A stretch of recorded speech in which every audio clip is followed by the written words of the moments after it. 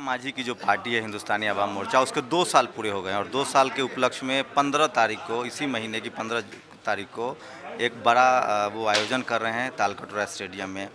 Sir 2 साल party का लंबा सफ़र होता है, हो गया, कहाँ तक पहुँची है आपकी पार्टी? देखिए, पहले ही मैंने कहा कि हमारी पार्टी का उद्देश्य सत्ता प्राप्ति नहीं है, व्यवस्था परिवर्तन में विश्वास करता है और इसी के लिए व्यवस्था का परिवर्तन कैसे हो, कुछ मूलभूत बातें हैं जिसको लेकर के हम चल रहे हैं। सर आपसे जो आपके साथ जो एससी कैटेगरी के लोग हैं, जो आदिवासी समाज के थोड़े बहुत लोग हैं और जो मुस्लिम कैटेगरी के लोग हैं, उनका बड़ा चंक आपके पार्टी के साथ है, एक मजबूत ताकत है आप बिहार में। क्या लग रहा है कि कहीं ना कहीं जो जिस तरह से मॉब लिंचिंग हो रही है, मुस्लिमों को गौ रक्षा के नाम पर मारा जा रहा है, उसका सारा आरोप बीजेपी पर लग रहा है, बीजेपी शासित राज्यों में इस तरह की घटनाएं हो रही है। आपकी पार्टी का सबसे बेस आधार जो है वो मुस्लिम मतदाता है बिहार में, आपको इससे कोई खतरा नहीं आ रहा है? क्या जवाब देंगे, चूँकि आप एनडीए में घटक दल हैं? देखिए, हमारी पार्टी का मेन आधार सिर्फ मुस्लिम ही नहीं है, सिर्फ शेड्यूल कास्ट ही नहीं है, सिर्फ पिछड़े वर्ग भी नहीं है, समाज के सवर्ण वर्ग के लोग भी, हर तबके के लोग के लिए हम 9 महीना के अंतर्गत काम किया है और उसके प्रतिफल में सब हम पर विश्वास रखते हैं। रही बात मॉब लिंचिंग पर आपका कोई बयान नहीं आया? जिस तरह से राजस्थान में, हरियाणा में, सब जगह मुसलमान गौ मांस के नाम पर मारे जा रहे हैं, उस पर आपका कोई बयान नहीं आया? जैसे इसलिए कहते हैं कि हर बात पर बयान हो वो उचित नहीं है। सामूहिक रूप में देखा जा सकता है कि सामूहिक प्रयास क्या हो रहा है। तो उस रूप में तो हम ये कहते हैं कि नरेंद्र भाई मोदी जी के सरकार में अगर बीफ का मामला होता है तो जितने पूर्ववर्ती सरकारें थी सबसे ज़्यादा एक्सपोर्ट हुआ है।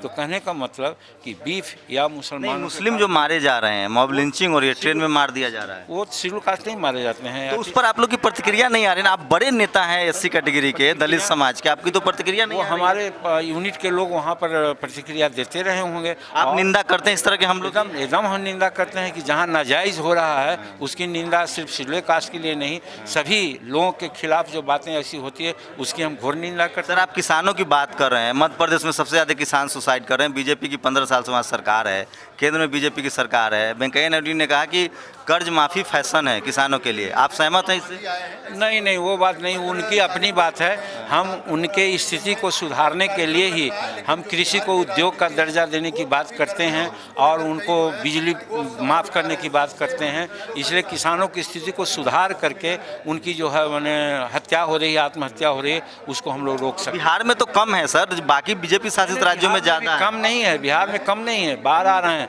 वो मोतिहारी चीनी मिल के किसान आत्महत्या किया, और जगहों में भी हुआ, वहाँ झारखंड में भी हो रहा है। कहने का मतलब हम लोग के इलाका में भी हो रहा है। उसका एक ही उपाय है कि हम उनके लिए उनका जो खेती है उसको हम लाभप्रद बनावें और उनको स्थिति ठीक करें, और वो तभी होगा जब कृषि को उद्योग की दर्जा। आपको लगता है कि आरक्षण की समीक्षा का समय आ गया है, जो मोहन भागवत कहते हैं?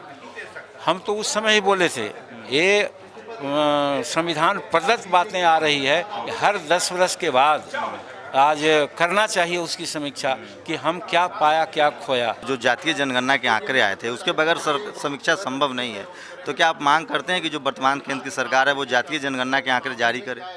निश्चित रूप में, आखिर जब सर्वे हुआ है, सर्वेक्षण हुआ है, तो आंकड़ा को बंद कमरे में या बंद फाइल में रखने की आवश्यकता नहीं है, उसको आगे बढ़ाना चाहिए, उसको घोषणा करना चाहिए और फिर जो आगे की कार्रवाई है उसको करना चाहिए। एक सवाल सर आखिरी की, क्या लगता है कि सचमुच एससी कैटेगरी के आदिवासी और ओबीसी, जो पिछड़ी जाति है, जो आदिवासी हैं और जो दलित समाज के लोग, उनको सचमुच अब आरक्षण की ज़रूरत नहीं रही, ऐसा आप सोचते हैं? नहीं, आरक्षण की ज़रूरत है, हम तो कह रहे हैं कि, लेकिन शेड्यूल कास्ट में भी कुछ लोग 2, 4, 5% उसके आंकड़े नहीं है ना सर, आंकड़े नहीं, सिर्फ आप मायावती, मुलायम, नीतीश कुमार, लालू यादव को लेकर आंकड़ा कौन जुटाएगा? जो सरकार में है उसकी जवाब। तो जातीय आंकड़ा जारी ही नहीं कर रही है सरकार। जाति से ही काम नहीं चलेगा ना, उस जातीय आंकड़ा जारी होगा तभी तो उसमें सर सारे कुछ आएंगे। सर सिर्फ 12% अब तक भागीदारी हुई है इस देश में एससी, एसटी, ओबीसी माइनॉरिटी की। क्या लग रहा है कि ये देश मजबूत बन गया है, डाइवर्सिटी आ गई है, बाबा साहब का जो संविधान था वो इम्प्लीमेंट हो गया है? उनका हिस्सेदारी होनी चाहिए, हिस्सेदारी अभी तक नहीं मिली है।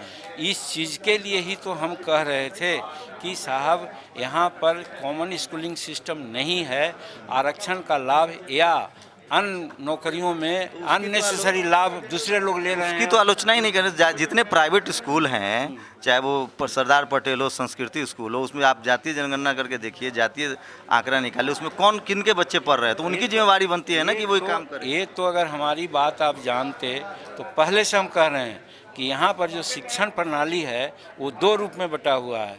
एक वैसे लोगों के लिए शिक्षा दी जा रही है जो बड़े लोग हैं, चाहे जिस जात का, जिस कम्युनिटी के हों, वो लोग अच्छे अच्छे स्कूल में अपने बच्चों को पढ़ाते हैं, उनका संस्कार आंकड़ा है कि कितने एससी कैटेगरी, ओबीसी कैटेगरी के कितने लोग अपने। ये सरकार का काम है कि इसके लिए कमीशन बनावे और कमीशन बना करके वो तय करे कि हाँ क्या स्थिति है। तो ये जीतन राम मांझी थे जो आरक्षण को लेकर, इनका साफ है कि आरक्षण जो है वो जाति आधारित नहीं, कैटेगरी आधारित नहीं, वो आर्थिक आधार पे हो। ये इनकी मांग है, इनकी पार्टी की मांग है।